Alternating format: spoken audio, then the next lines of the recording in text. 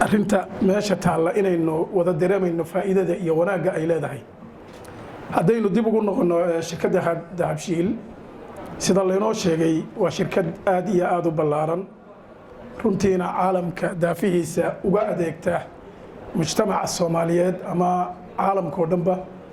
adeeg aad iyo aad u qiimo badanna u qabata markaynu ku soo qaadno ama u soo dhaadhacno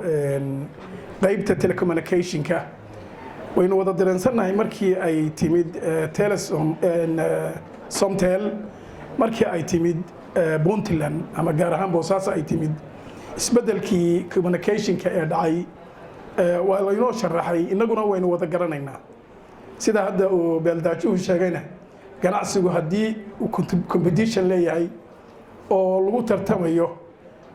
waxay dan u tahay mujtamaca ganacsiga qudhiisa mujtamac waxay u tahay dan bay u tahayoo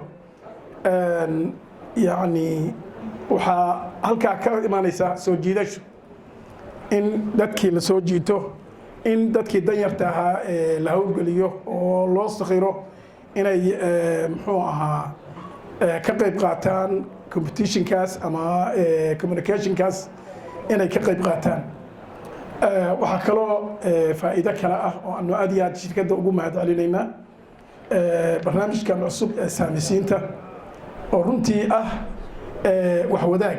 sida dhaqanka Soomaalidu yahay Soomaalidu waa dad wax wadaaga waa dad wax isla leh qofka hantida leh mujtamac fara badan baa la wadaaga wadaagu marka wuxuu keenaa isjeclaansho is-ogolaansho iska warqab iyo in mujtamacu uu isku xirnaado arrintaas aad iyo aad baanu ugu hambalyeynaa shirkadda waana soo dhaweynaynaa sidii ismadii iyo dadkii ugu horeeyayba ay sheegeen waxaanu leenahay soo dhawaada dadweynaha Soomaaliyeedna ama dadweynaha gobolada hadda loo furay saamisiintana waxaanu ku boorinaynaa in ay qaataan qaybtooda waayo ganacsi waa wax adiga markaa faa'iido kugu jirta oo kolley mar walba ganacsi baad ku jirtay inaad yani ganacsigaagii ballaariso